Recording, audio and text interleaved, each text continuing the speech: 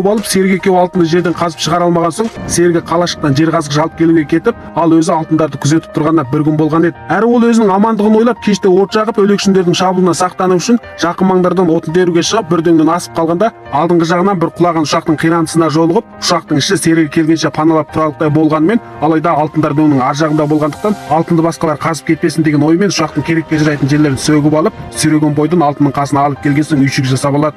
Алайда бұл кезде оның кенезесі кеуіп, қатты демігіп, қалжырағаннан көзі ілініп кетіп еді. Қайта оянғанда маңдайын күн күйдіріп кеткендіктен шыбын-шіркейлер қаптап, байқұс шойнақ бүйтіп бұл жерде қаба сақалдың келуін күтсем, ажалынан 3 күн бұрын өлетін ұқсаймын деп ойлап, таудай алтынды таспен ұрғыштап жатып, біразын шығарып алған соң, осы алтында енді өміріме жететін шығар деп ойлап, бұл жерден кетпек болып тұрғанда, жасанды Серік телефоны шырылдап, телефонды алса, телефон ұрған адам Серігі қаба сақал екенде, ол шойнаққа мен қалашықтан жер қазғыш іздеп жатырмын, алтындарды жақсы қыра, мен барған соң алтындардың барлығын қазып аламыз деп еді. Шойнақ аз алтынды көтеріп, бұл жерден кету ойынан қайтып, қаба сақал жалғасты күту бекіміне келеді. Алайда теріп келген отындар аз болғандықтан кеште өлекшіндердің шабуынан әрең зорға сақтанып, үшінші күнге аман есен ілінеді. Бұл кезде алып қалған суда аз қалғандықтан ішуге қимай отырғанда, жерде бір жыланның жүргенін көріп, әй-шайға да қарамастан жыланға атылып қалып еді. Алайда жылан ұстатпағанымен қоймай, секіргенде аяғы суға тиіп, бөтелкедегі суда төгіліп қалады.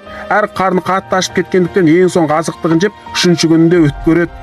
Осылайдан 4-ші күнге келгенде Шойнақ қайта ұшақтың қирандысына келіп, керек дүниелер іздеп жатыр еді. Алыстан қараңдаған бір адамның келе жатқанын көріп, сасқалақтағаннан ұшақтың ішіне кіріп алып еді. Алайда келген адам оны байқап қойып, одан бұнда не қылып жүргенін сұрағанда, едерін білмеген Шойнақ келген адамға менде шаруаң болмасын, тез табанын жалтырат деп еді. Келген әйел Шойнақтың нәрсе сүйреген ізі арқылы Шойнақтың үйшігінің қасына келіп, бұл жердегі алтындарды байқап қояды. Сондықтан қайтерін білмеген Шойнақ әйелдің алтындарды алып кетуінен сақтану үшін күрекпен әйел жалпасынан түсіріп еді. Жаны мұрнының ұшында тұрған әйел нақмайдында өліп, бұны көрген Шойнақ өзінің алтын үшін қанды қолға айналып қалғанын біліп, қорыққаннан алдымен әйелдің мүрдесін бір жайлы етпек болады. Қайырлы күн баршаңызға. Біз ашылдық сапалы аяқ киімдер, балалар киімі, басқа тағатын орамалдар да бар. Аяқ киімдеріміз таза былғары теріден тігілген құрым аяқ киімдер, асты қатты, неше түрлі брендтік, спорттық оригинал аяқ киімдер, ерлер мен әйелдер және балалар аяқ киімдер және тері емес аяқ киімдер де бар. Одан бөлек кішкене балаларға арналған таза мақтадан тігілген киім-кешектер де бар. Қызықтырса хабарласыңыздар. Мекен жайымыз Алматы Ұзынағаш, Назар салонының арты, Жамбыл көшесі 145, үй телефон 708 288 3606.